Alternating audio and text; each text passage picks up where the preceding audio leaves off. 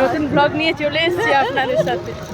দেখতেই পাচ্ছেন আমরা কোথায় আছি, দেখে নিন। পাঞ্জাব গাইস, অমৃতসর আছি আমরা, দেখে নিন। এখন গোল্ডেন টেম্পলে যাব আমরা। এটি পাঞ্জাবিদের টেম্পল। গাইস, এবার আমরা গোল্ডেন টেম্পলের ভিতর প্রবেশ করব। মন্দিরের ভিতরে কি আছে দেখতে হলে আমাদের সাথে থাকুন। মন্দিরটা পুরো সোনায় মোড়ানো একদম, তাই মন্দিরটার নাম হয়েছে গোল্ডেন টেম্পল। গাইস, মন্দিরে কি ভিড় দেখতেই পাচ্ছেন। আমরা কত ভিড় ঠেলে ঠেলে যাচ্ছি, দেখে নিন। কত লাইনে দাঁড়িয়ে আছি, কত লম্বা লাইন দেখুন গাইস।